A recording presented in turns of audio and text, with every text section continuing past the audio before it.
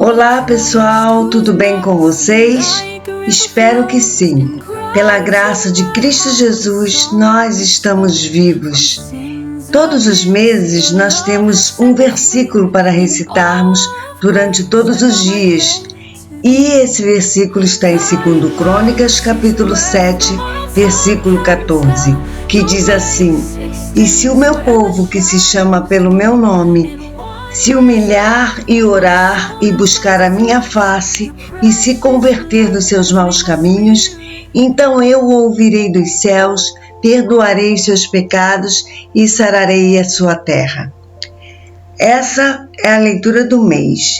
2 Crônicas, capítulo 24, é a leitura de hoje. Vamos iniciar então?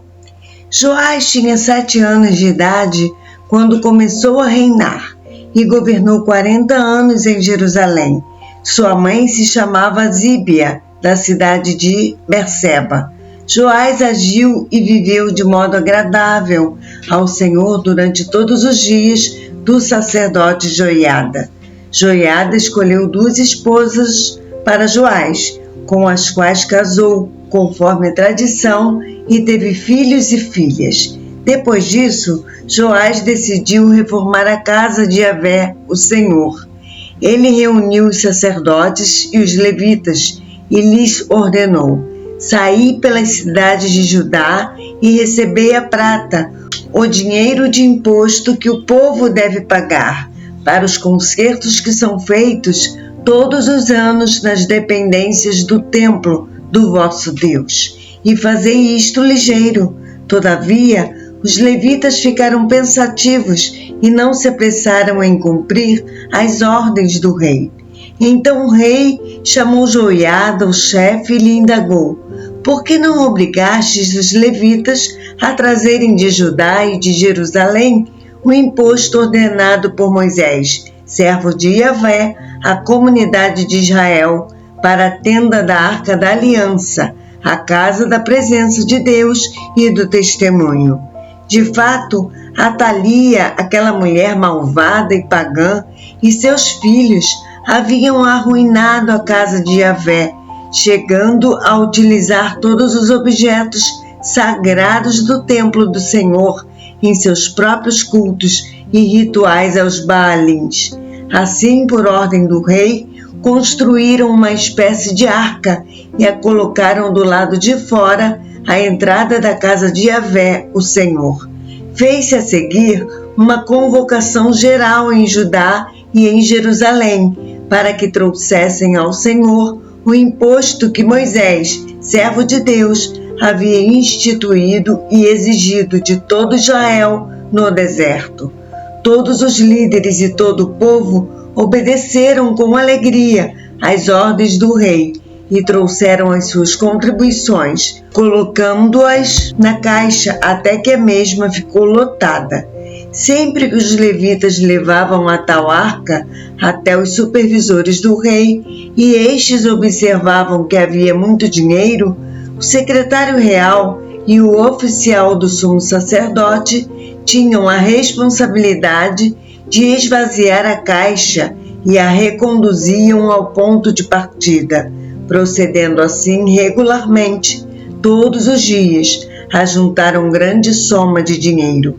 O rei e Joiada entregavam a prata acumulada aos encarregados da obra do templo do Senhor, e estes tinham o dever de pagar todos os salários dos pedreiros e carpinteiros que se dedicavam aos trabalhos de reforma da casa de Yahvé, como também os obreiros que eram especialistas em trabalhar em ferro e bronze nas obras do templo do Senhor.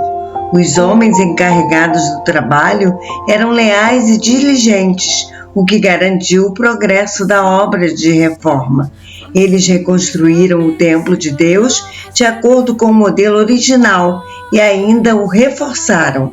Assim que concluíram, trouxeram o restante de toda a prata arrecadada e apresentaram diante do rei e de Joiada, e com ela foram feitos utensílios para a casa de Yahvé, o Senhor: objetos para o serviço religioso e para os holocaustos, além de tigelas e outros utensílios de ouro e de prata. Enquanto Joiada viveu, sacrifícios e holocaustos foram oferecidos continuamente na casa de Yahvé, o Senhor. Mas o tempo passou e Joiada envelheceu e morreu em idade avançada. Ele tinha 130 anos quando faleceu.